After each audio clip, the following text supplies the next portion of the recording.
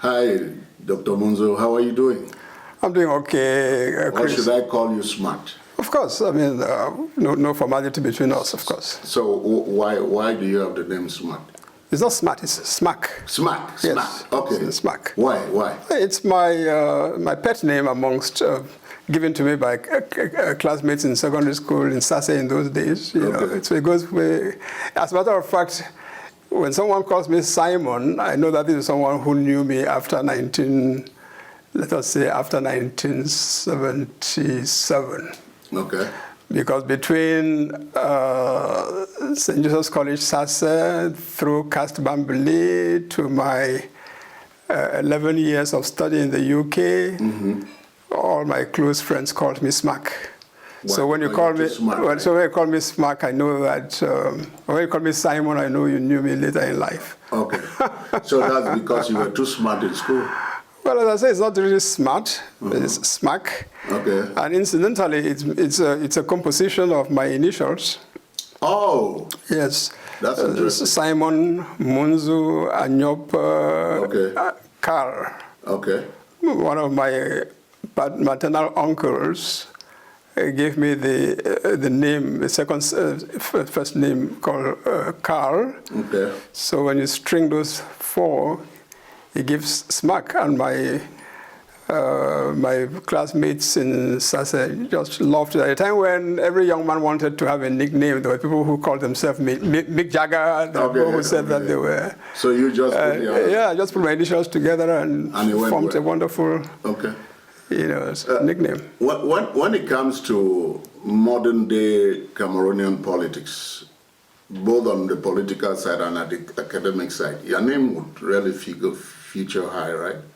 I suppose so. I mean, the point is that I took an interest in, shall I just say, public affairs. Okay. I wouldn't want to call it politics, but public affairs pretty early in my life. Let us just exercise of leadership pretty early in my life. In Sase, I was senior prefect of my class in terms of leadership. In Cast Bambili, where we had, I don't know whether the young people today would identify with them, we had a student government together with the Senate and an army and all of that. You know, and I was a speaker of the Senate in Cast Bambili. When I arrived in England to read law, within NUCS UK, the National Union of Cameroon Students in the UK, twice at different intervals. I was president of NUCS UK. So I would say that, yeah, I mean, I have been, I've been keen on leadership, getting involved in the conduct of the affairs of my community since those early years. And so quite naturally, it also played into national public affairs, which, if you like, we can call politics, because there again, I joined the youth wing of the Cameroon National Union, the CNU, when I was in Cast Bambili. And at that time, that was the only. It was the only political party in the country. Bearing in mind that the CNU became the only political party in Cameroon in 1966 when I was in Form 3 or Form 4 in Sase. So if you were a young person who was interested in politics and you wanted to get involved, you had no choice but to get into the CNU. So I joined the youth wing of the CNU, and when I arrived in... That was in Sase? That was in Cast Bambili. Cast Bambili. Okay. But when I left Cast, incidentally, within a year of my arrival in the UK, the CNU established 2 foreign sections. Okay. One in France and one in Great Britain. So naturally, as an extension of my involvement in the party from my Bambili days, I joined the CNU in the Great Britain section. You know, so yeah, so in a way, and I've been interested in public affairs since those early days. Okay, we'll be coming to the political side of you, which is I find very intriguing, and also could be contradictory to a certain extent. After you left Casbah Mili, you went to Europe, right? Yes, I went to England. What university? Oh, initially when I left Cameroon was to read law as a barrister. Okay. You know, and so in England, if you go to read law as a barrister, there are 4 Inns of Court, you know, which are professional schools for training barristers. So I went into what they call the Middle Temple. You know, so you adhere to one of those 4 inns, but the inns themselves do not dispense education. So they have an institution that trains barristers for all the 4 inns, called the Inns of Court School of Law. So I trained at the Inns of Court School of Law in London, and was called to the bar in England in September of 1973. Okay. A long time ago. Okay. You know, but curiously enough, as I read law from the professional orientation of a barrister, my interest developed more of an academic interest in legal studies. So upon graduation as a barrister, instead of packing my bags and going back to Cameroon straight away to go and start making money as a barrister, I decided to switch lanes to an academic orientation. Okay. You know, and so went on to do the bachelor's degree in law, then the master's degree in law, and then the PhD in law. So the first 2, bachelor and master's at the University of London, and the PhD in Cambridge. Okay. And it was at the end of the PhD in Cambridge that I returned to Cameroon and was hired by the University of Yaoundé to teach. Okay, so you didn't need all the academic profile if you just wanted to practice. Oh, indeed. No, if you just wanted to practice law, once you were qualified as a barrister, you went home. Most Cameroonian students at the time did that. That sounds like Abraham Lincoln, right? Well, I don't know. He didn't go into any law school. He read a law book and. No, but these were. America in those days. Well, that's not quite the same because this was, there was legal studies, except that you didn't. If you like, the orientation was more professional. Okay. In other words, you read law, but you also focused on litigation and representation in court and all of that. So there were two different orientations. Okay. As a matter of fact, when most English young people who wanted, after graduating at university, Oxford, Cambridge, or any other university, if they wanted to become barristers, they had to go to the Inns of Court School of Law and read to become barristers. Now, if they had a law degree at university, they were generally exempted from the Part 1 and Part 2 of the law of the barrister bar exams, which was equivalent to a 2-year program, and they would come straight into practice, into the 3rd year that concentrated on practice. Okay.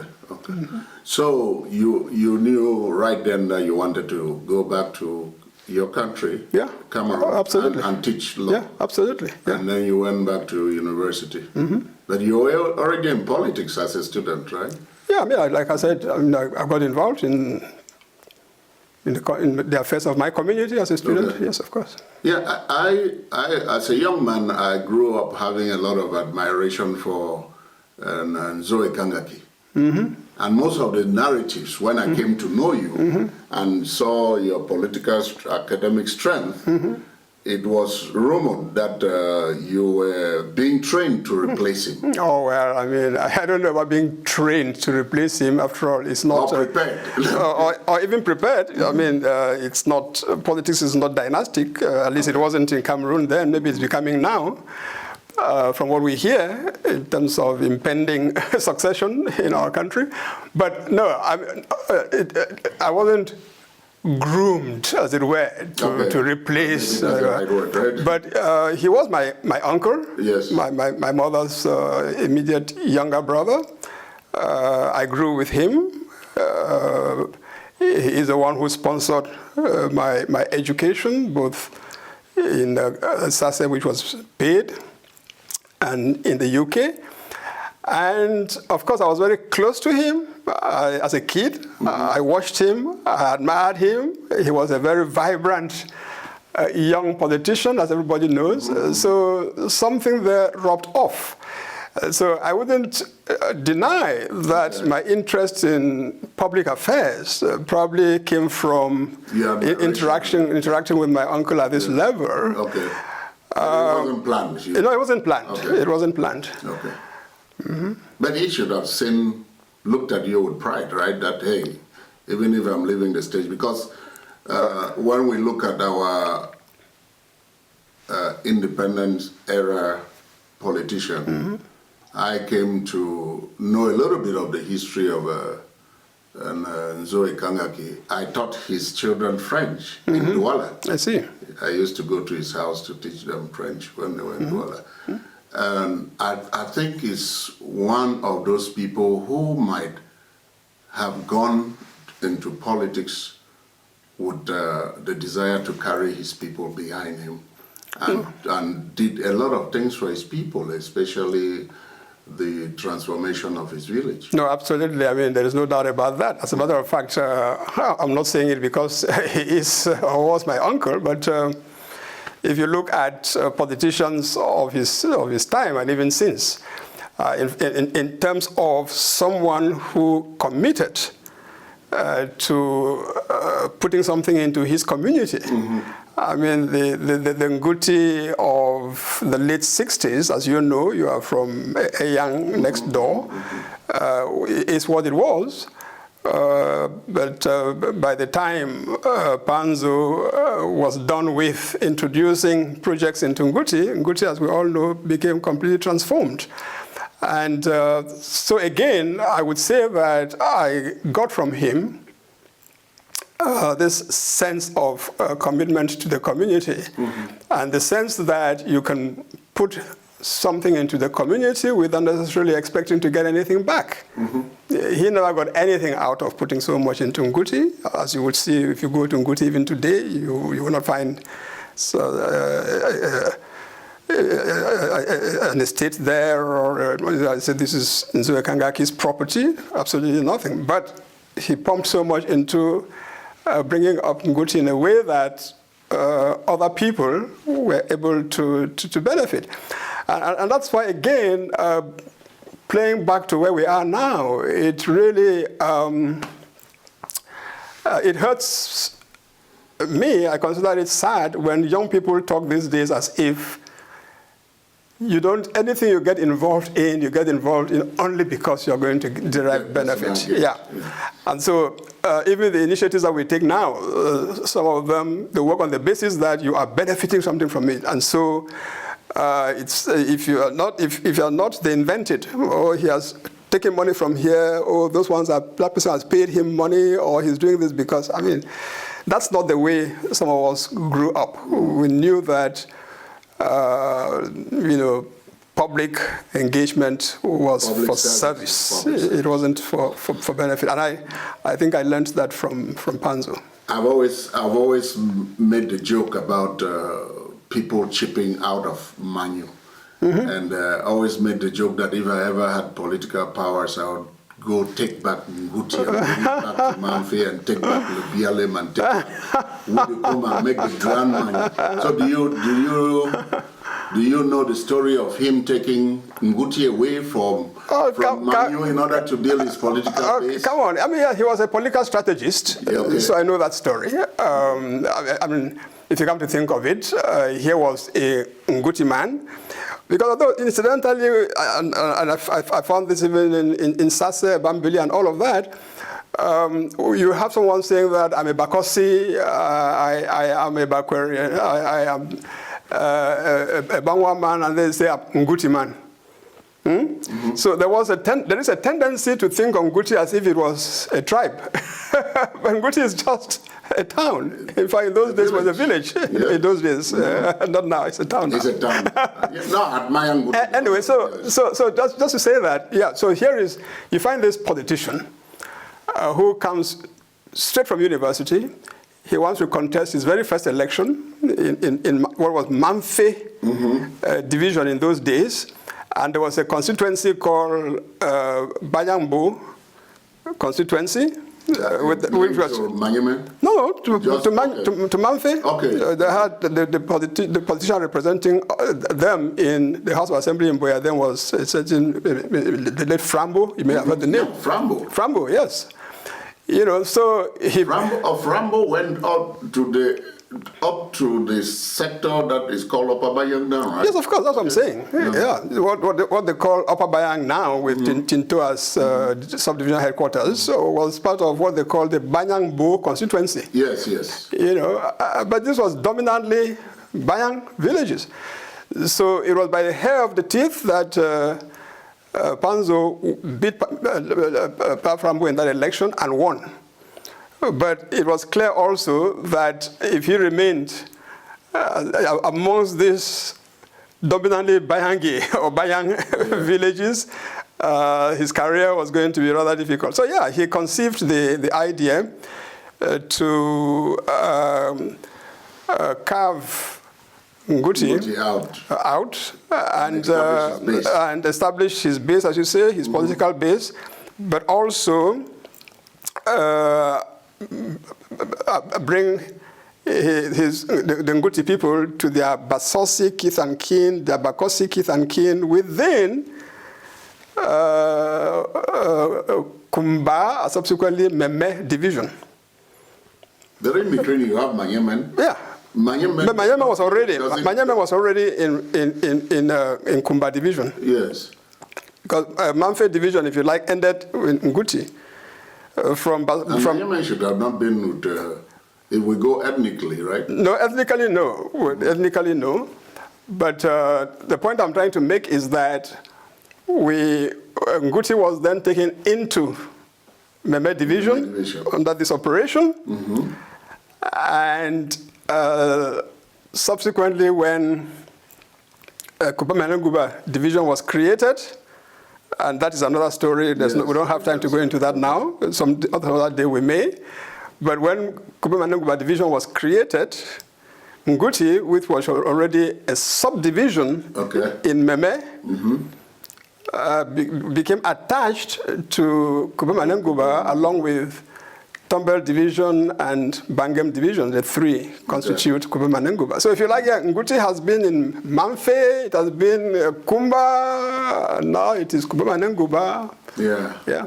I quarreled some Nguti folks when I think I left my village and had to go take a vehicle and the three corner Nguti. Yes. Where right Nzoe Kangaki's house is right there.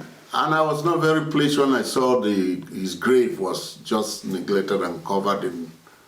That's a man who needs to be honored, don't you think? Well, that's what I'm telling you. Again, you're exaggerating a bit if you say it was neglected and covered. I went there. There is constant cleaning and all of that. But having said that, yeah, I mean, if you get to Nguti, even the place that you're calling, which you say is his home, and it was his home. There is an element of neglect, of abandon. But again, it also has to do with the fact that most of his blood relatives, whether nephews like me, his own children, sons and daughters, and he had 12 children, most are out of Nguti, except for the occasional visit, as it is with many, as it is in many other families. So if you rely only on family members having to render a basic service like that, the hard truth is that they are not there. So, but then, given what he had done for the community, you would have thought that in a place like Nguti, for someone like Nzoe Kangaki, anything concerning him, no one should say ought to be done by his blood family. You know, but those are some of the realities of life in our. There used to be a very complex story building going to Kumba Road from around Nguti that was said to be his house. It remained incomplete. Do you know anything? It was a nice, huge complex. Where in Nguti? Yeah. Oh yeah, yes. It was his house. It was his house, but not his home. Okay. He had a project to build a secondary school. Okay. So he started that. It was meant to be a secondary school. Unfortunately, before he could complete the structure, he had to go to Addis Ababa as Secretary General of the OAU. And after he came back from there, he changed his mind about the project. And that building remained like that until his death. So maybe he couldn't finish it because he was not good at stealing the budget money? Well, I can tell you for sure that if we come to think about stealing budget money to begin with, it wasn't a common phenomenon in their time. Okay. So it wasn't just for Panzo, but I can, without being reckless, I can vouch that it wasn't the ethos, part of the ethos of those who were in government, or for that matter, any public office in those days, to steal. You know, so whether you're looking at Egbetabi or Muna or Elangwe and so on, I mean, if you name any one of them, they didn't die leaving a lot of property for themselves and all of that. Because it just wasn't done in terms of stealing. There were those who were more astute in terms of personal investment. Some would buy, you'll see that a man has a plot in Bota, has a plot in class quarters in Boya and all of that. But those were plot holdings. But in terms of stealing money in order to build yourself, you know, it wasn't having bank accounts. Having bank accounts, no, it wasn't part of their thing. And interesting, you mentioned Frambo, because I don't know if you've read Pambile's book. He has a very interesting narrative about Frambo. I see. Well, let's get down to your politics. And I think a man like you, the time we have for this recording is very short, but like we have agreed, talking to you, we regret, one thing we regret, I remember in the 90s, Solomon Egbe had invited us to New York to come record his father, Egbetabi. But when Egbetabi came, we met him and he said he had a contract, he cannot talk to us until after he finishes a contract that he has with the CRTV. So just imagine what we would have had in place now if we had done a recording with him for people to view and for posterity. So I am appreciative that you've given me this opportunity that I did not get with Egbetabi to extract from you some of the things about politics, the nuances of today, and then your platform of politics, which is CPDM. Now, you were core CPDM as a student. And to tell you the truth, to be fair to you, at that time there could have not been any other platform, CNU to CPDM, for an aspiring political leader like you at the time, because we had the one-party system. So you are CPDM to the core. Can anyone make the transition from CPDM to something else? I suppose one can. I mean, after all, when you say CPDM, CPDM is an organization. Okay. You can become a member, but you can also decide to not be a member. To cease to be a member. So CPDM, incidentally, as unfortunately, as a political party, doesn't have, if you like, the foundational philosophy. Okay. You know, so there is no ideological base to the CNU or subsequently the CPDM, but even less so in the period of CPDM than it was in the period of CNU. Mm-hmm. So if you wanted to get involved in public affairs in an institutional framework, of course, you joined the party. Mm-hmm. But then, inside the party, what was the party's philosophy? What was the party's ideology? What is the party pursuing? Now, in the CNU days, there was a semblance of ideology because President Ahidjo, national chairman of the CNU, was keen on giving an ideological foundation to the CNU. Mm-hmm. And you saw that through things like the various slogans, developmental slogans he came up with, like développement auto-centré, suffisance alimentaire, so it says, self-centered development, food sufficiency. There were a whole host of things that expressed the tenets. The agri shows. Yeah, things like that. So there were things that expressed a vision of the Cameroon and the direction. So you, as a young man interested in politics, especially politics of delivery to the population, would be interested in that. Okay. Unfortunately, that changed a lot under the CPDM. And that too is understandable, because remember that both in Francophone Cameroon and Anglophone Cameroon, and this, sometimes we Anglophones, when we talk with a lot of pride, we make it look as if Francophones were just some savages that we came to meet and taught them politics and so on. No. At the time of unification, in both East Cameroon and West Cameroon, as the territories became under the Federation, politicians came from the grassroots. They were constituency politicians. Mm-hmm. They came by virtue of being elected member of parliament. Okay? Mm-hmm. And when you were elected a member of parliament, you have a sense of responsibility in terms of accountability vis-a-vis your constituents. Mm-hmm. And it was like that on both sides of the Mongo.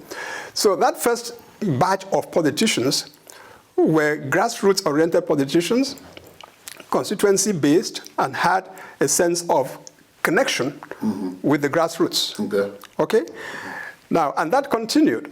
Unfortunately, from the moment that we went into the one-party thing, now the first few years of the one-party thing, when the CNU emerged as the one party, the first elections under the CNU were still hotly contested, and constituency oriented, so that remained. But progressively, as time went on, we switched from the system where politicians derive their authority from voters, genuine voters, because elections were genuine. Yes. We switched from that to a system where appointment. So you work your way, you are appointed a member of the Central Committee, you are appointed a member of the the Political Bureau, you are appointed, in some instances, even Yawunde from the Central Committee and the Political Bureau maneuver for you to emerge as president of the section, of the subsection. So everything derived from appointment. Yeah, if we were to just cut, because there's a long history and experience of you from a student to the Central Committee when you became a professor. One could conclude that you were really a beloved CPDM young professional, as a professor. Yeah, as an idealist. Up to when the the tripartite occur? Yeah, I mean, let me put it, as an idealist, yes. I believed then, and I believe even now, that you could have an ideology, philosophy, service delivery-based CPDM, okay. and it will work. And in those early days, we thought that this was what the nation was building, even under a one-party state. Okay. And there was reason to think that it was. I mean, President Biya, shortly after he took over, published a book, or a book was published under his auspices, entitled Communal Liberalism. Remember that? No, look, Chris, take the book Communal Liberalism even today, read it, and tell me whether, if we were to apply the content of that book in the governance of Cameroon, Cameroon would not be paradise. It would be. I read it. Yeah. Singapore wrote it. Well, okay. I mean, that's why I say, I am both an intellectual and a political activist, even if not a politician. So, for the moment that the book was signed by Paul Biya, by President Paul Biya as author, it is not for me to go and find out who collaborated, who contributed, and all of that, because after all, it is also well demonstrated that a head of state generally is too busy to go and sit down while he's still and write a book. So you commission people who assist you. So it's not unusual.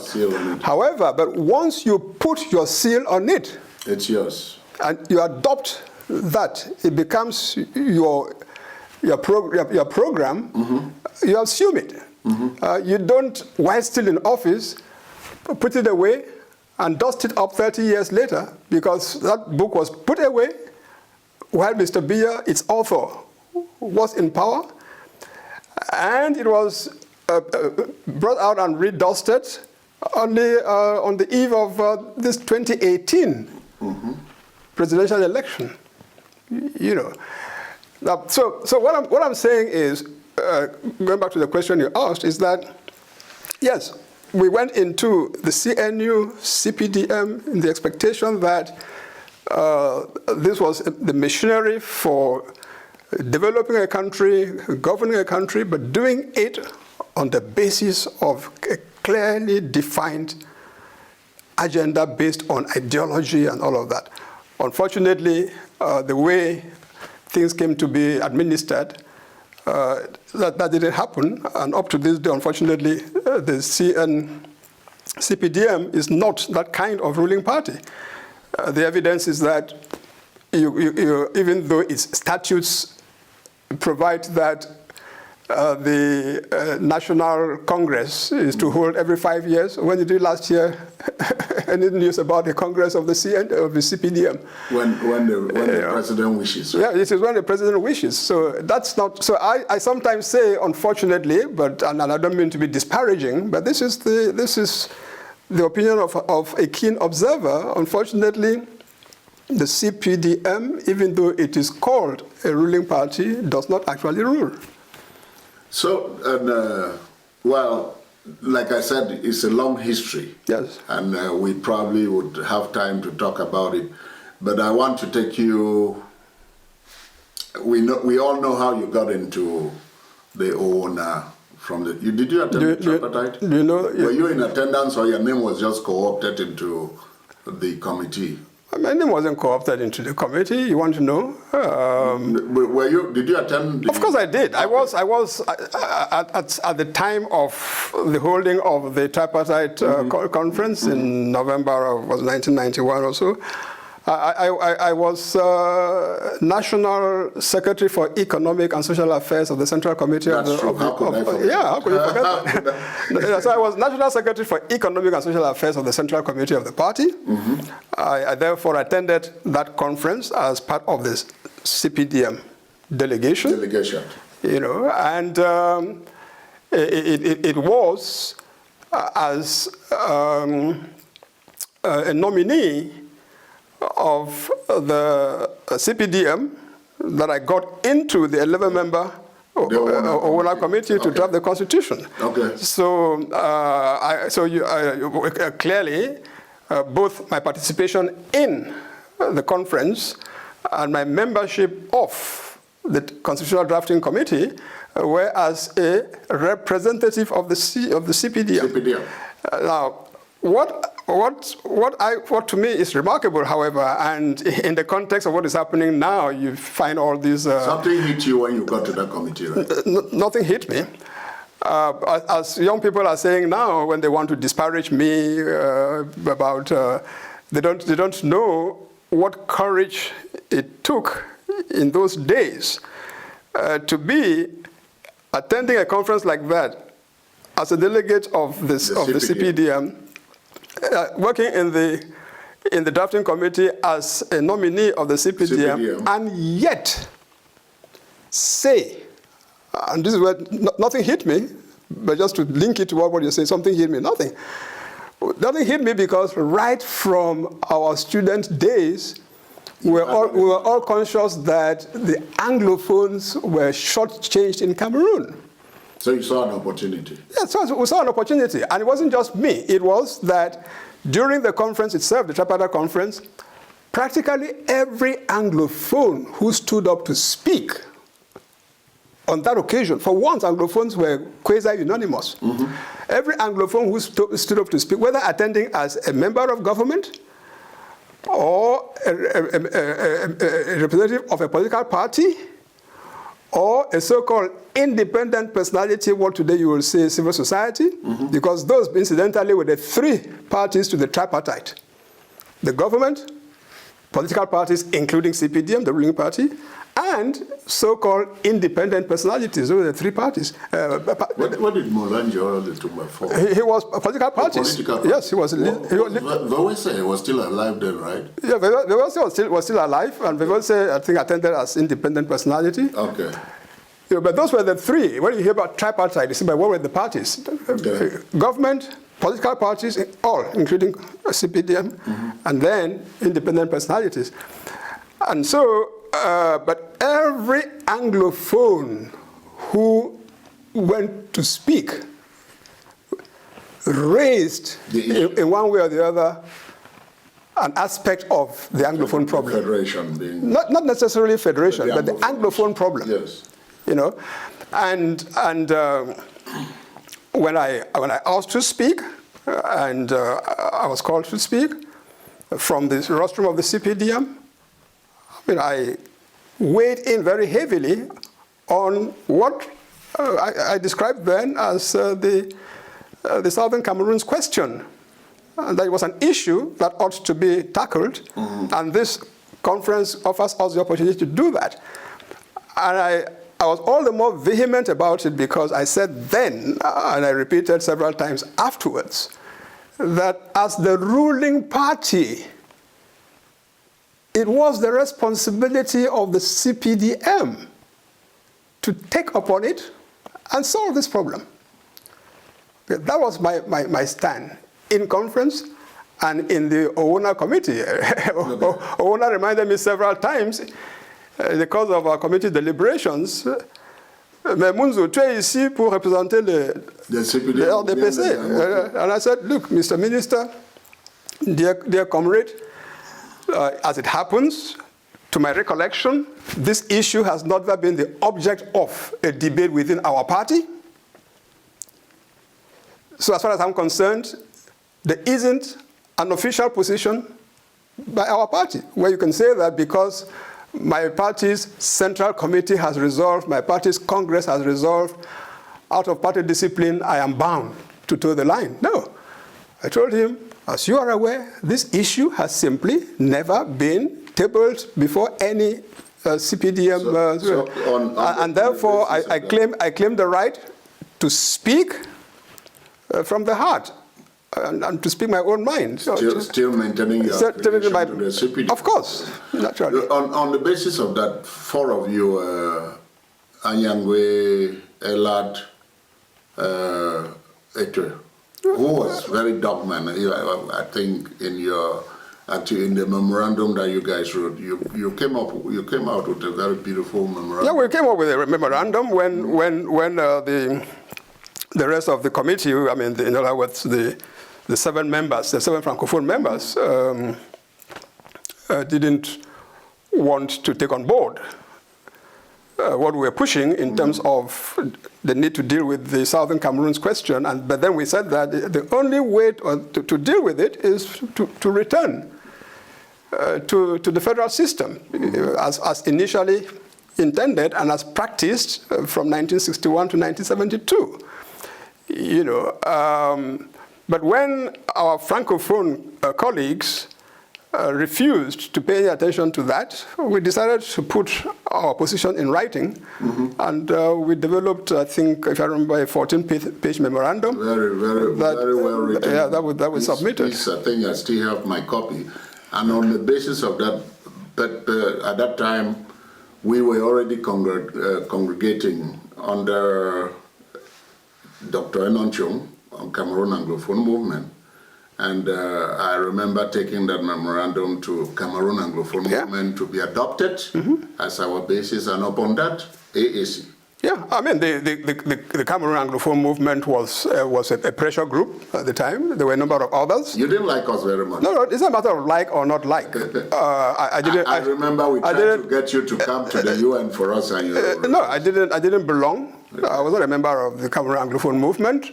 I didn't share certain aspects of his ultra-radicalism, you know, but as with my political approach generally, we have to be mutually accommodating. Okay. You know, so I mean, I remember I did attend a meeting of CAM in the late Dr. Doncho's residence in Douala. I don't know whether it was before or after. I am that's where I met Carlson for the first time. Right, but so the Cameroon Anglophone Movement was one pressure group, a very vocal one. But there were others, as you are aware. Well, Suela to some extent, but even things like the Free West Cameroon Movement. Dangerous group too. Yeah, dangerous groups. There were groups, just if you like, in a way, think tank. Yes. Discussion groups in Bamenda. So there were various pockets of reflection. The Bambili free thinking. Exactly.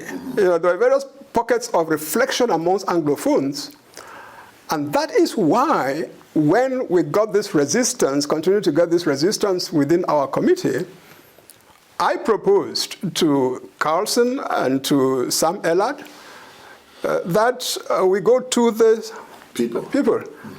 And that we should do that by way of convening an all-Anglophone conference. In fact, the question that we grappled with at the time was, who has the legitimacy to call a meeting of Anglophones?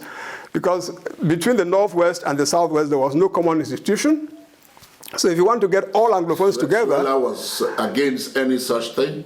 Well, especially later on, yeah. Suela was used to try to torpedo the thing. They didn't succeed. But you know, Suela came because of CAM, right?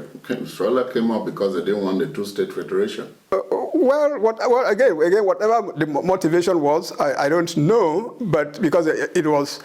when Suela was created, it was created as an organ to press for the interests of the Southwest, as one could read from the statutes and all of that. But again, the background, the backstory, I wouldn't purport to know. What is clear, however, is that we grapple with the problem of who has the capacity, who has the authority, you know, the legitimacy to call a meeting of Anglophones. You know, so in the end, we answered that question for ourselves by saying, okay, listen, we have 4 Anglophone members of the Constitutional Drafting Committee, which emanated from a national sitting, which included Anglophones, and at that national sitting, there were so many Anglophones who spoke to the Southern Cameroon's question. So we claim the authority from that to take this question to to the Cameroonian people. So now, since we knew that all these various pressure groups existed, we got into contact with the leaders of those groups, in the preliminary consultation to agree on a date and to convene, and the rest of the story you know. So, AAC 1 happened. Yeah. You wrote the federal constitution. Mm-hmm. Una puts it in the trash. He did. And you get full conversion from CPDM.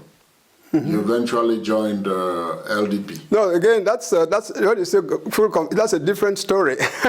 We don't have the CPDM. Yes, I left the CPDM, but long before we came up with the LDA. I left the CPDM precisely because obviously my position, being outspoken mm-hmm. on this issue, especially after AAC. The AAC, it became more and more untenable with my membership of the party, the ruling party, which I wanted. You disgraced them on the Actualité. Hebdo. So the party which I kept saying, this is our issue. We are the ruling party. So I don't need to be a rebel for this to be your issue. Okay, that was done then. Because of that, you were done with CPDM. Yeah, so when they were not forthcoming, the other aspect was that as a civil servant teaching at the University of Yaoundé, by the time this was happening, it was already Yaoundé 2. Mm-hmm. Again, one could see the animosity coming from the Minister of Higher Education, the Chancellor of our late brother, Minister Peter Botabi, the Chancellor or Rector of the University of Yaoundé 2, my head of department, my Dean of Faculty. I mean, it was an untenable environment. Okay. So I decided that I would not only resign from the party, but also resign from the civil service so as to maintain my capacity to speak up. Because as long as I remained a civil servant, I couldn't. Okay. So I submitted my application for my notice of resignation. Mm. In those days, the general statute of the public service required that if you, a civil servant, offered to resign, you had to address your resignation to the appropriate authority. For us university teachers, our appropriate authority was the President of the Republic. Okay. So I addressed my thing to the President of the Republic, but the statutes provided that you had to wait until you got a reply to your offer to resign. Before you can leave. Before you could leave.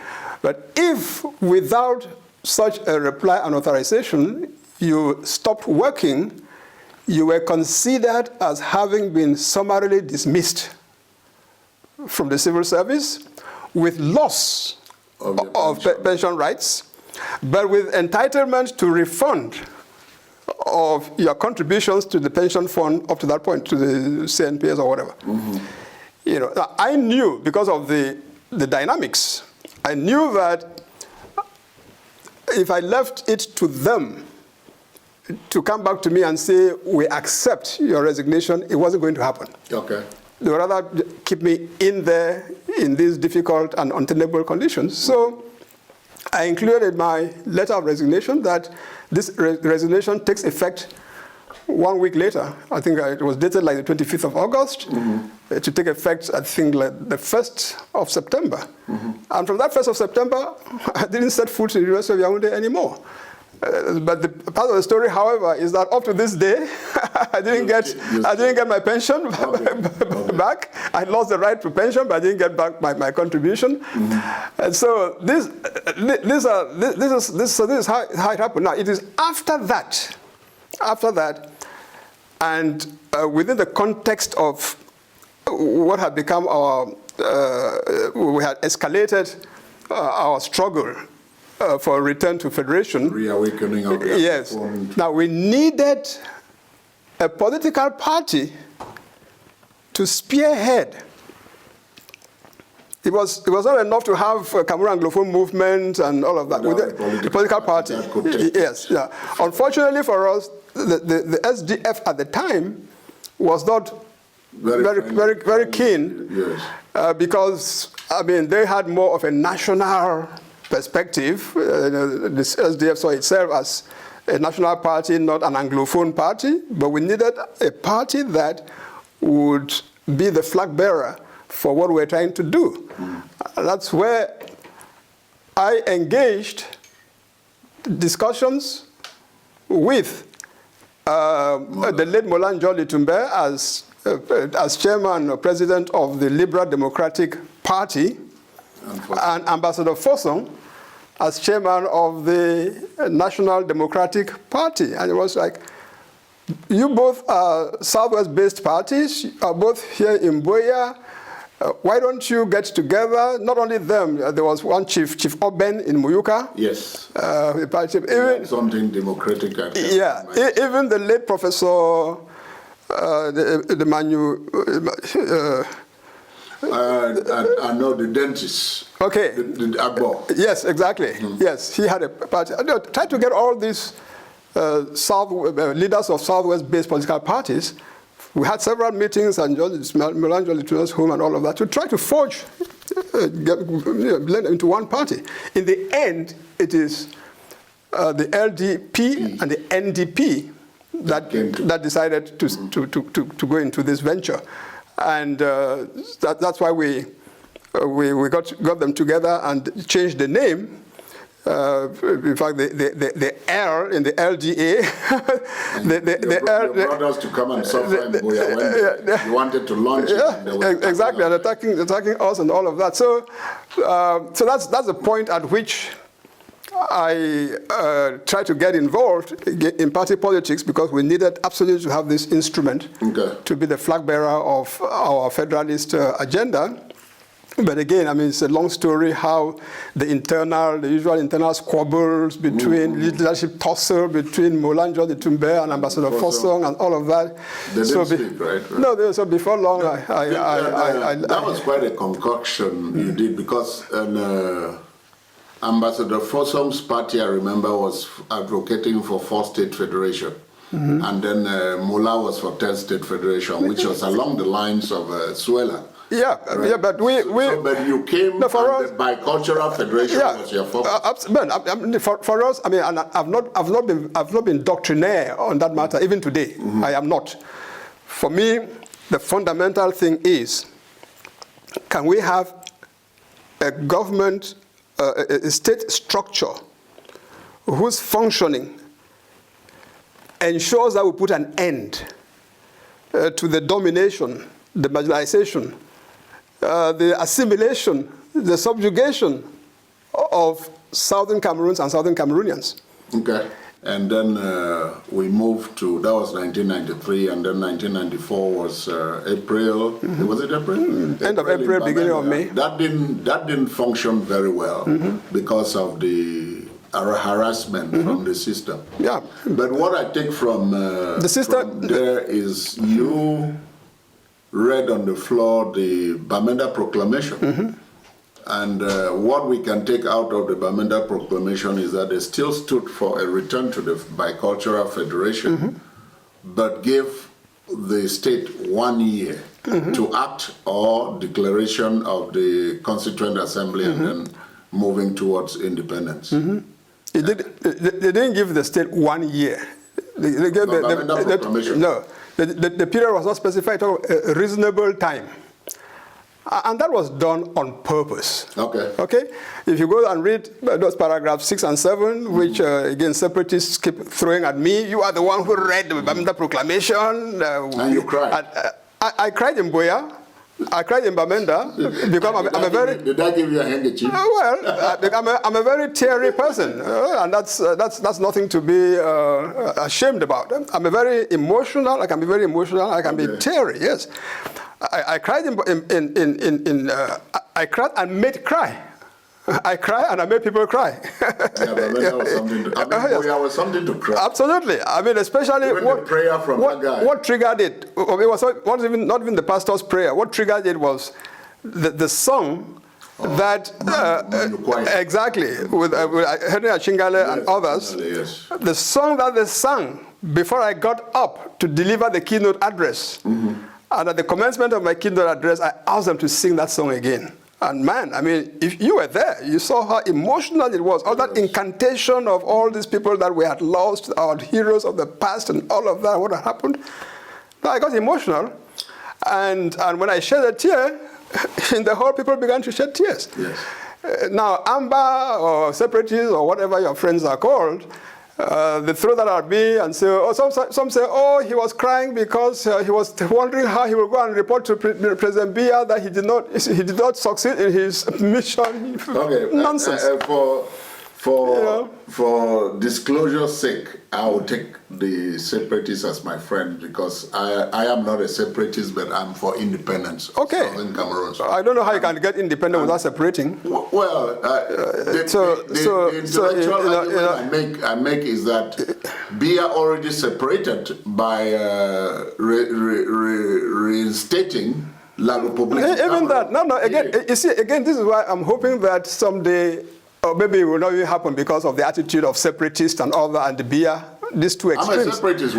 I'm saying, yes. You say you're not a separatist. I would accept the separatists for this exactly, the separatists and the Biya on the extremes. Those are the two extremes, unfortunately. Because you see, the reason I say that is that the day that we have a real discussion, Chris, you will discover, unless you are intellectually dishonest, that what happened in 1984, what Mr. Biya did in 1984, changing the name of the country was not a revival of Republic of Cameroon.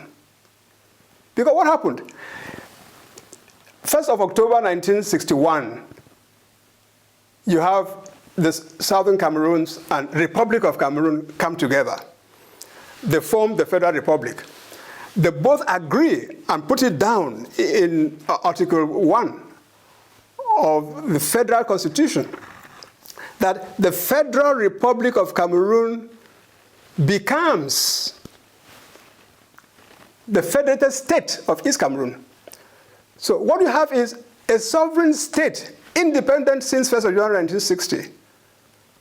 A member of the United Nations since 20th of September 1960. Decides to relinquish its sovereignty and independence to become a federated state in a new country called the Federal Republic. Southern Cameroon, which has become independent at the same moment of joining La République, decides also to relinquish that independence to become a federated state of West Cameroon. Okay? So two independent states came together. By the implication of what happened in 1961. Exactly. Okay. And they both relinquished their independence in favor of the new entity they created. So the independent sovereign state emerging from that agreement was the Federal Republic of Cameroon. Okay?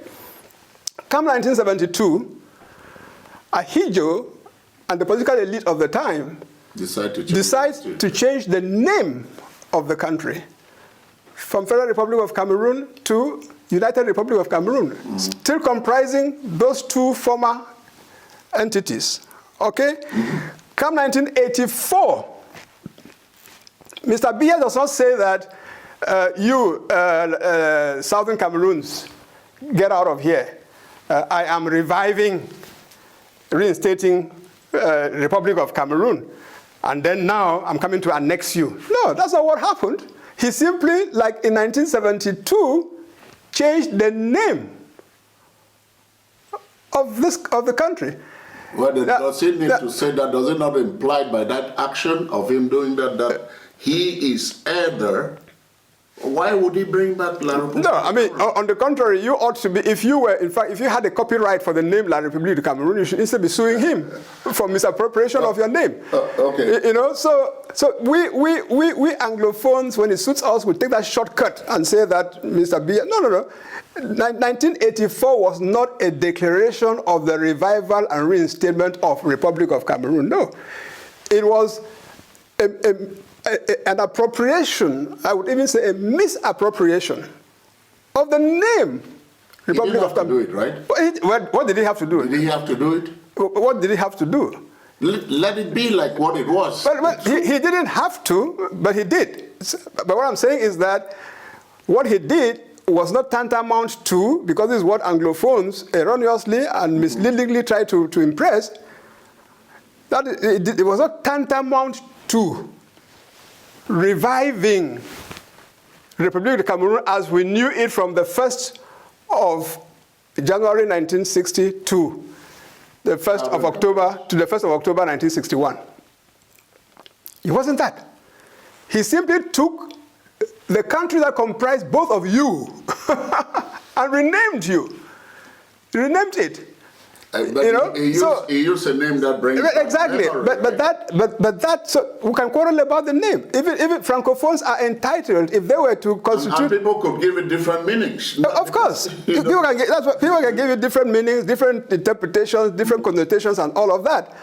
In fact, Francophones could indeed sue Mr. Biya for misusing their name. Okay. What happened to our republic? Okay, fair enough. 1995, you came to the U.S. to go to the UN with Powerful Muna, the delegation, the AAC Standing Committee, big visit.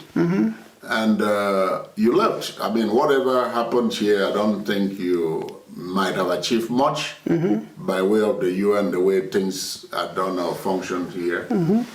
But what is significant about that visit is that when you returned home, you put out a document. You were the brain behind a lot of writings in the AAC, because you edited a lot of stuff, what people thought you could carve it well because you're a good writer and you're good with language too. I admit that, yes, I was a pen holder. I was a pen holder of the movement. I still have, if I'm not mistaken, I probably still have, even if it's not original, a good copy of what you wrote on the Swella meeting in Labiala. Of course, the Swella meeting. I think you wrote it and you gave it to me to carry it on. And when you left here, another guy who is always very good in writing too, I came to know him through Dr. Yombang. Dr. Yombang, they believed everything he said was Susungi. He did the first draft, which we edited and did a lot of work with, that he did the Boya Peace Initiative, was written by him. And then I came to learn later on that the time-bound program was written by him. And you guys took the time-bound program after you left the US or the UN, and you went back home and you marched across the Mongo Bridge and with the flag, UN flag, with a very detailed program on when the UN was coming to do this and that. And that was all based on independence, right? It was all based on independence, but it was all based on falsehood. But you joined in that? Joined? No. Because again, this is it. Did you carry the flag? If you see, if the next time that you see that flag, right? The next time you see that flag, look at it well. You mean the picture? Yeah, the picture of it. Okay. The next time that you see the picture in question, scrutinize that picture well and see where I'm standing. Okay. And my demeanor. So you didn't believe in it? Not only didn't I believe in it, all you need to do is, you mentioned Dr. Yombang a short while ago, all you need to do is go and refer to an email which Dr. Yombang wrote not long before he passed away, after this crisis had started, where he tells the story, because if I was one telling it, some people would not want to believe it. Where he tells the story of how he, Yombang, bought 2 flags in the gift shop at the UN after our meeting with the UN official who received us on behalf of the Secretary General. And he bought it for his own purposes, but in London, where we all camped out with Susungi, they cooked up this thing about what we were going to do. What you are saying that the Boya Peace Initiative,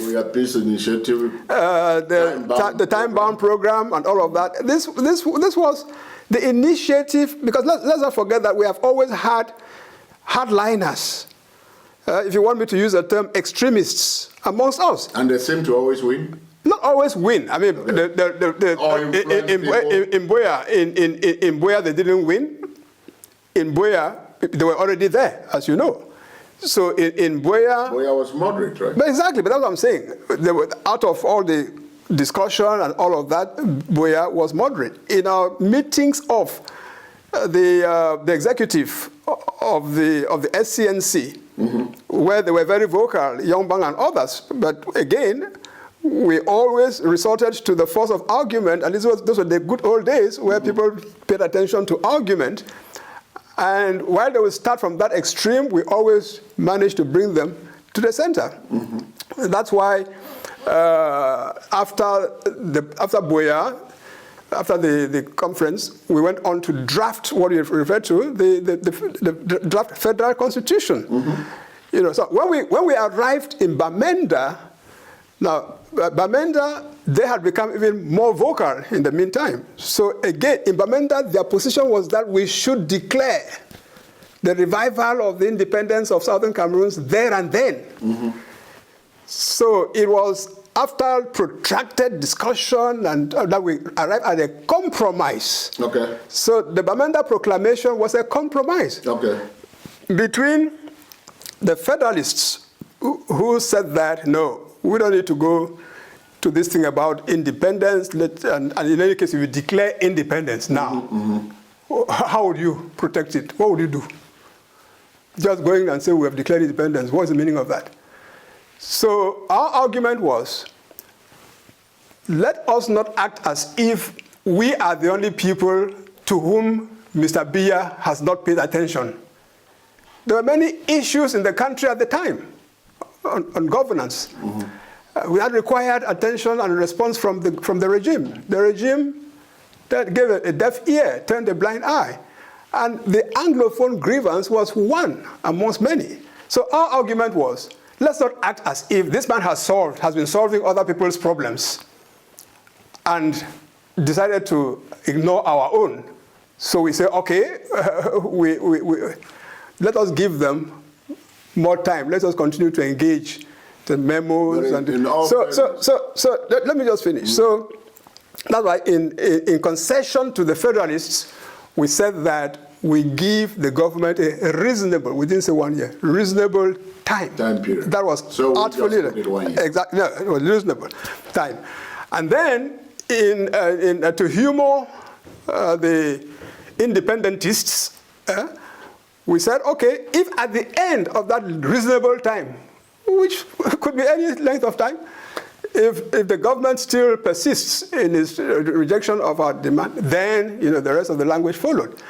So you gave us a good window. Yes, no, the window, a good loophole. The window was there, and I, as spokesperson, I read at the end of the conclusion to the outcome. Tearing up as usual. Tearing up as usual. Yeah, I read the what do you call it? The Bamenda Proclamation. Yes. But it was clear for anyone who wants to be honest, among those who are dishonest, we each one of us knew to which part of that composite proclamation we identified. Okay. So when people start to say, oh, you are the one who read, you can see paragraphs 5, 6, and 7. I say, yes, I read the entire thing, but I knew which part of it I adhered to, because I have never, and that's why even to this day, our gripe is not that 1961 did not happen. So when people start acting as if our people did not vote in February in favor of joining La Republique when they could have joined, they could have voted in favor of joining Nigeria. So if we're with La Republique today, it is as a result of the overwhelming of our people. So February 1961 happened. October 1961 happened.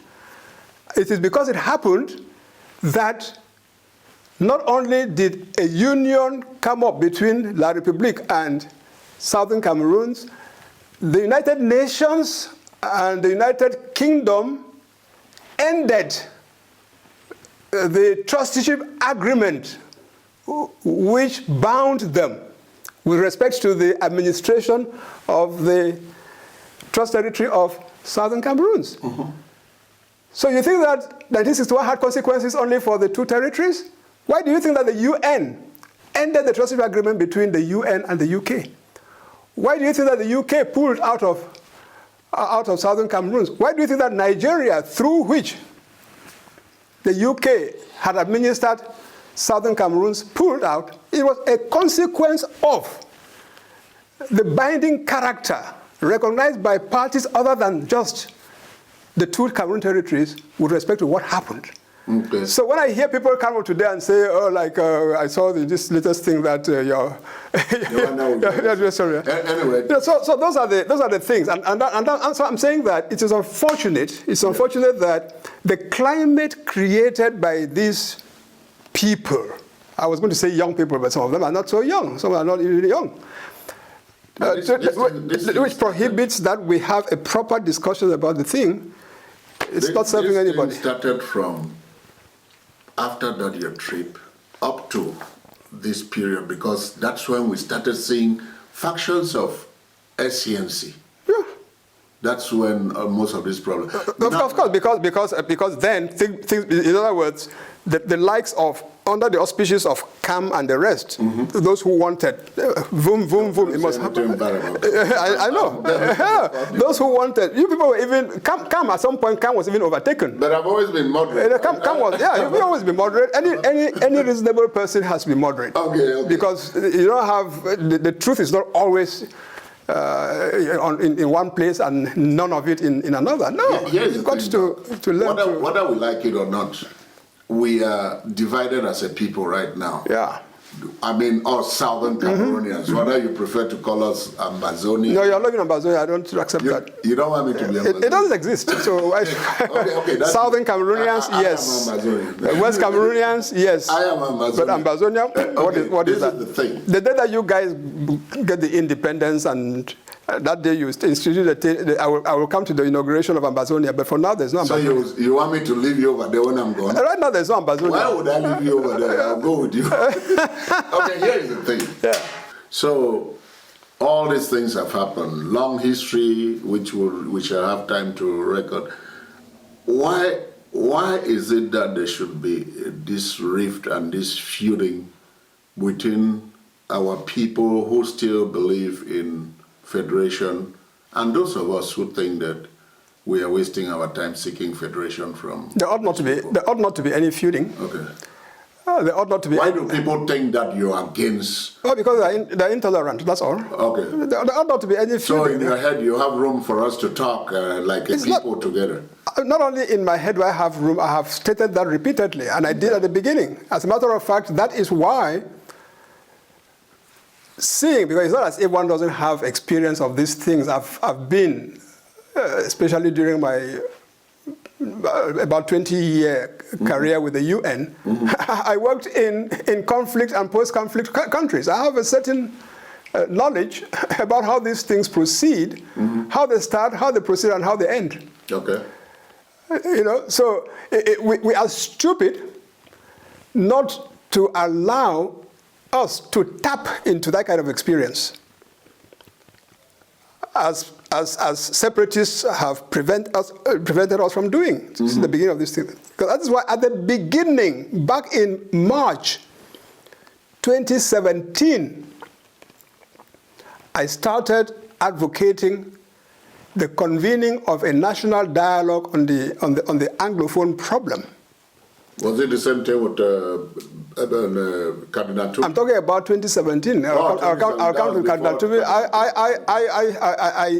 I call myself the initiator of the Anglophone General Conference. Because I started advocating that and saying that it has to be preceded, the National Conference on the Anglophone problem has to be preceded by a preparatory meeting of Anglophones amongst themselves. Because it was clear, even at that stage, that there were these differences of opinion, the end game, and so on and so forth. So it became necessary for us Anglophones to sit amongst ourselves, listen to each other, hear all these arguments that people are putting, distortion of history, of facts, and all of that. But on the floor, we all talk about it, and we find a way. And we arrive at the position that we then take as a people to the national conference with Mr. Biya. And let's no one tell me, oh, how are you sure that Biya would have accepted, blah, blah, blah. You don't engage because Mr. Biya accepts. You engage because you have prepared yourself. Yes. Like we did the AAC. Exactly. To make Mr. Biya accept. I wanted to talk about the board where we're exactly. Yeah. The GCA board resisting the two shift working system that they try to impose on us. Yes. We have examples of victories that we scored vis-a-vis the establishment without we were united without firing a shot. Yes. Even the thing that sent the fear into them for them to start appointing delegating the prime minister and others to go and sit with people in Bamenda at the beginning of this crisis. Where did that come from? That came from their seeing the response of the population with respect to especially the first ghost town day, January 8th, 2017. Nobody was firing any shots. But still being respected. Of course, and it's still being respected. On a call from Agbobala and Fontemniba and others. Do you remember what we used to use for ghost town in those our days? What did you use? Pots and pans. Yes, to beat, yeah. You know, so it is, this regime has its vulnerabilities as long as the people are organized. Yes. And what we should have been allowed to do, and which we were trying to get us to do, was precisely this.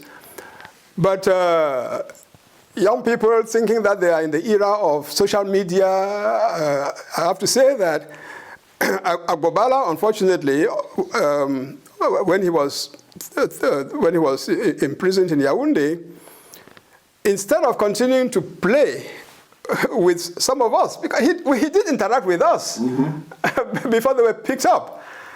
He did. You were a lawyer then, right? You were building your chambers in...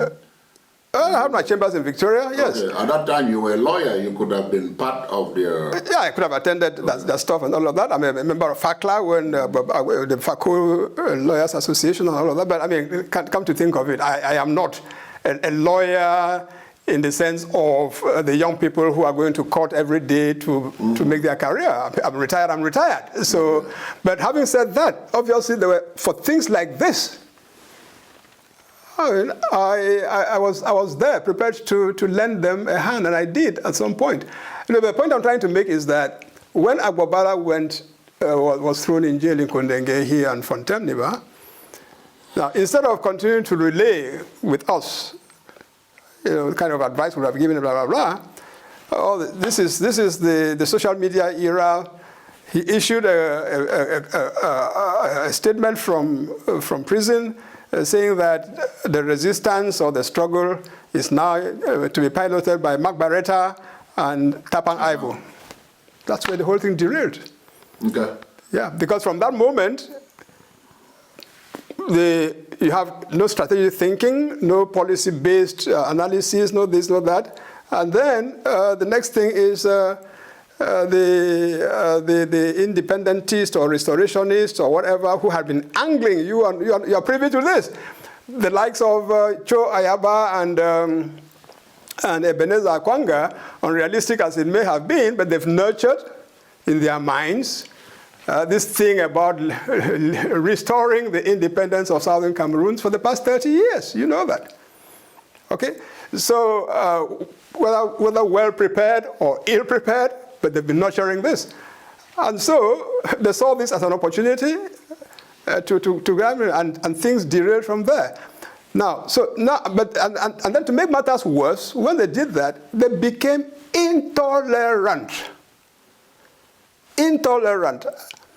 And if it weren't for that, why wouldn't people who are fighting for independence have the humility to admit that it is possible that they don't win, and that therefore they should have a plan B?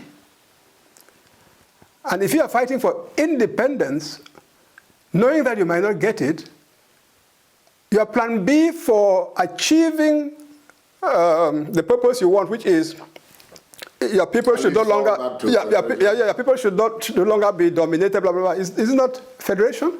Mm. Yeah. But it looks more like you come across as saying that the independence option should not even be an option.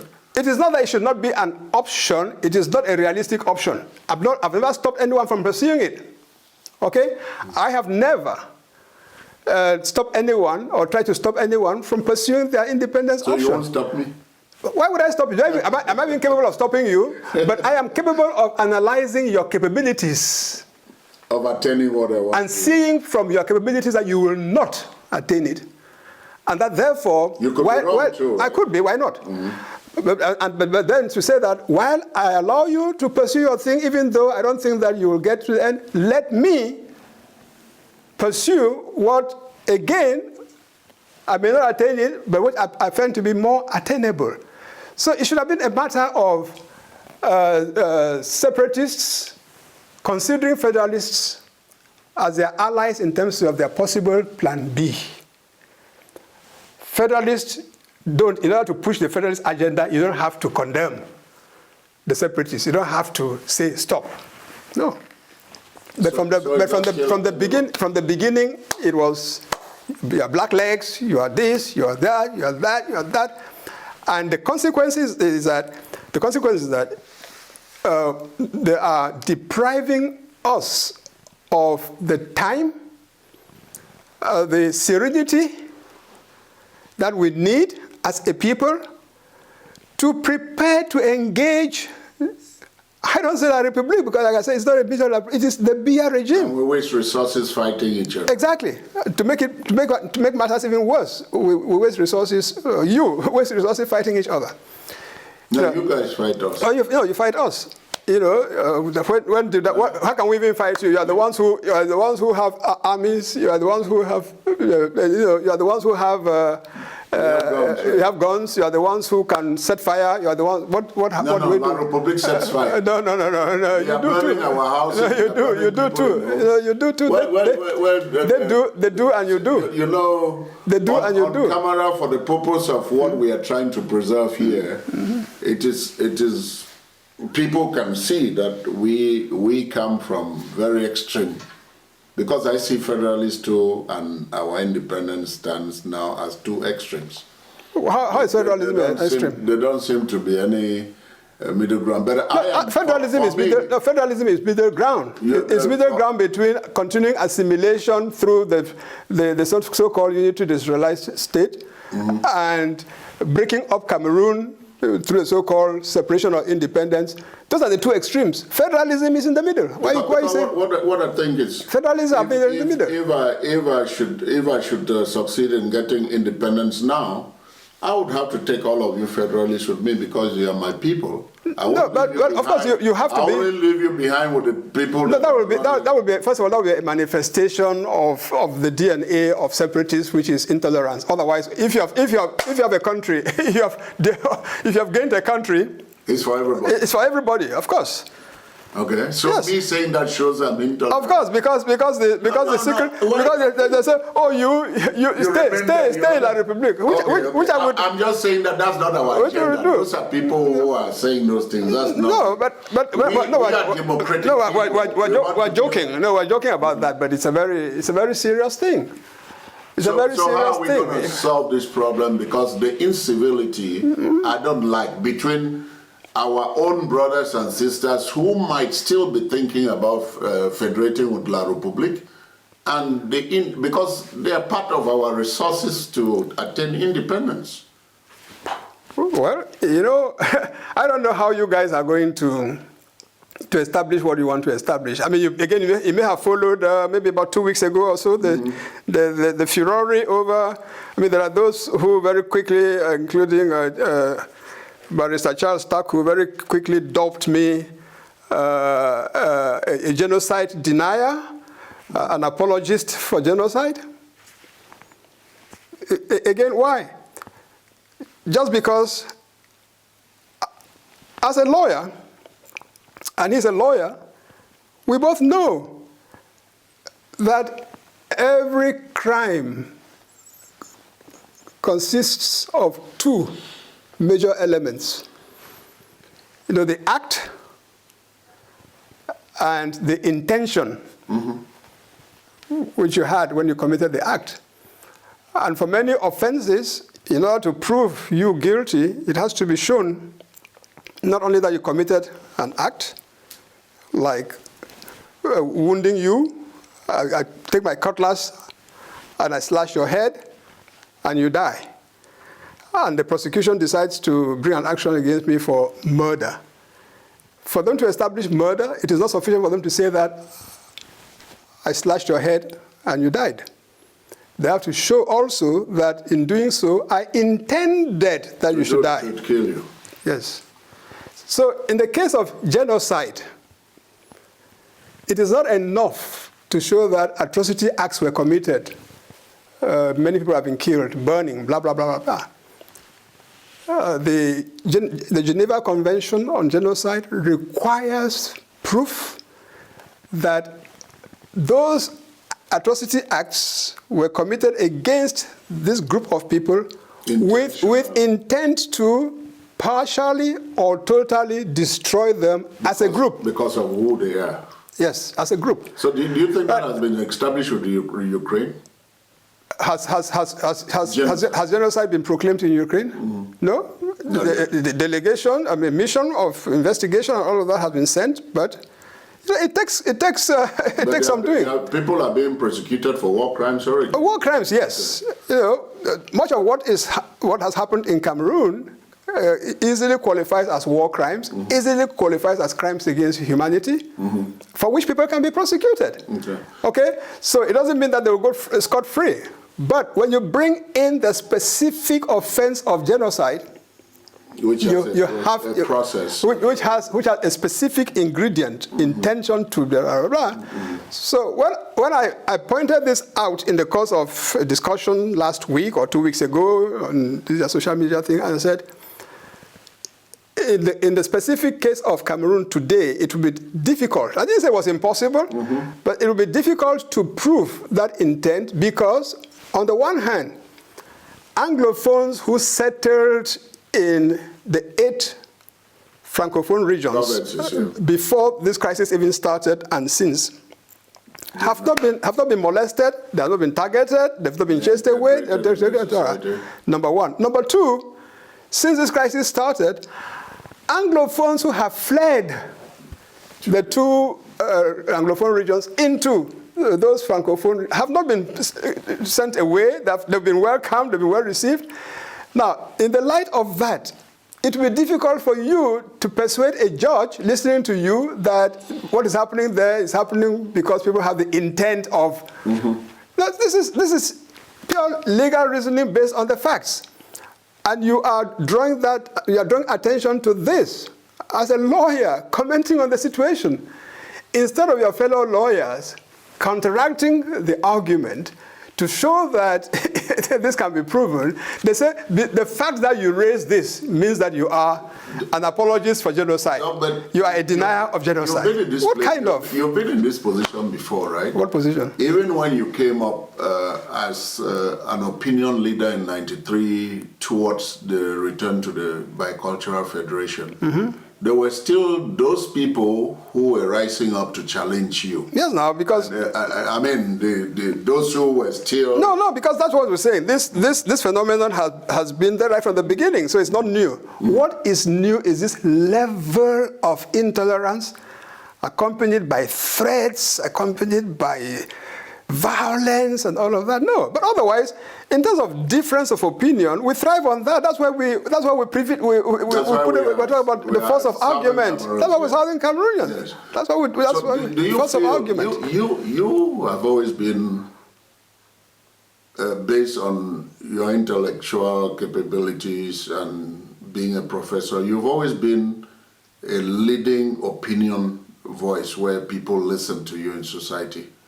But now you're being thrown things left and right. Do you feel depleted? No, not at all. Not at all. Because in fact, for every one of those throwing right on right, I say, I receive 5 of people complimenting me. Okay. The only difference is that because people are so frightened that they dare not support Simon Munzu in public for fear that they have repercussions. And when people think, whether it's in Europe or Cameroonians in Europe, in America, in Dubai, or wherever, they're also thinking about their relatives back home.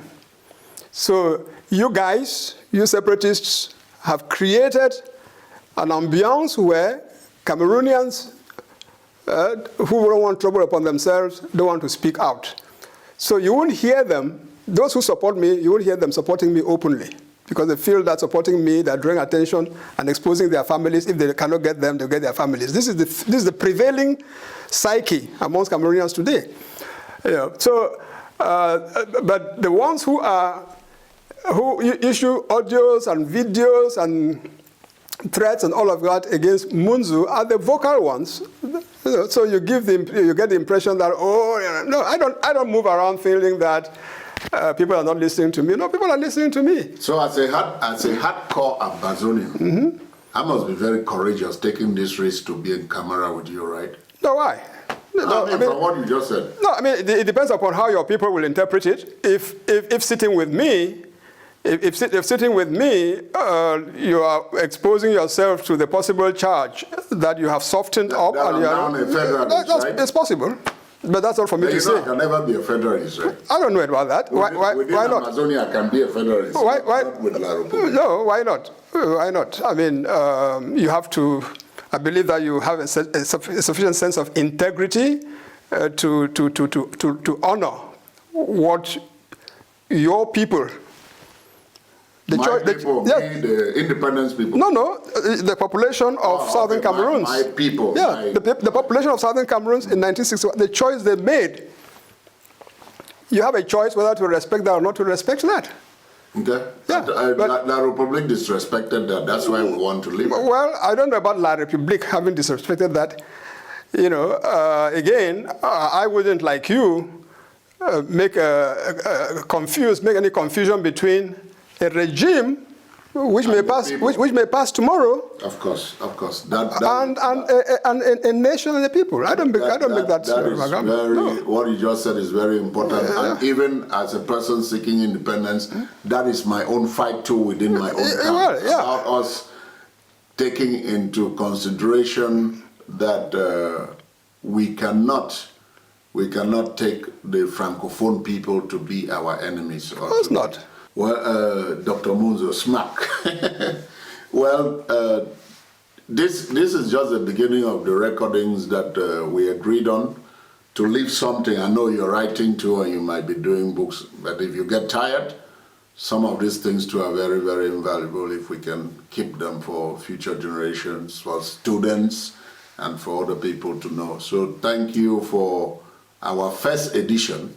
Let's see how this goes, and then we would by your availability, we would schedule other ones to do other recordings, because there are a lot of things that we left out because of the time. I really want to bring it together to the animosity of feuding that is going on. And it doesn't matter right now, it doesn't matter whether you're a federalist or you're a sellout or a blackleg or even people who are totally committed and sacrificing for independence. We have been victims to all the unruliness and all the incivility. And I don't think it makes us look good. It doesn't matter. As Southern Cameroonians, it doesn't make us look good. Yes, so I hope that we would try not to normalize that, try not to make that our identity, and see if those of us who can reason well. I mean, you are for federation, you always be my brother, it doesn't matter what happened. I'm not going to disrespect you because you have a different choice on that. I would disagree with you very strongly. I would say I don't agree with what you agree, but I should have enough civility to respect you and to still see you as a brother. Yeah, well, thank you for this initiative. We should follow it up, as you suggest. You know, they say that in Africa, even amongst the educated, knowledge is oral. So it's good to to keep an oral recording like this. For the rest, I mean, I'm concerned about the level of intolerance in terms of intolerance of opinion that characterizes society today. I don't want to jubilate by saying that, fortunately, before the country they're talking about there ever comes into being, I would have taken my natural exit from this world, so I wouldn't be part of it. Nevertheless, it has to be, my hope is that this level of intolerance would not be characteristic of the country that some people are pretending they want to create, because it would be terrible. You know, let me end where we started with my uncle. I'll talk about it related to tolerance. I happen to have grown up in that political environment I was telling you when my uncle Munzu Kangaki launched his political career. It happens to be that he was staunchly of the KNDP, Mr. Django Foncha's party, while his elder brother, so my elder uncle, Panzo was my mother's younger brother, but my mother's elder brother, Ernest Ayompe, was staunchly CPNC. The party of the late Dr. Ndeli. But the two brothers remained brothers. You know, so you don't have to be enemies because you have different standpoints on politics or any other thing. So if we had our opportunity in 1959, as we should have had, to be independent straight away, you think any of us would have been saying that let's give up that independence and go and form a union with La Republique or anybody else? No. But those who presided over the decolonization of our territory did not give us that option. They gave us option between joining Nigeria and joining La Republique. Our people exercised their choice between those two terrible options, but the two options they had, and decided in favor of La Republique. So we can't unwrite that history. What we're entitled to do is to say that, yes, they did not give anybody a blank check. They did it on the basis that we will be fully respected, and that they have broken that promise. It is that promise that we have to hold them to repairing. But if beyond that you start going back to, as you are going to bring the UN trusteeship system back, it's not going to come back. So if someone tries to engage a reasonable discussion for us to see that, and instead of listening and bringing counter arguments, you start by calling them names and threatening them, what kind of future is that? Anyway, so nuance in the old history, we have also a right to write our new history, right? Yeah, but you write your new history on facts and reality. Absolutely. Okay, thank you. Yes. Thank you, bro. Thank you.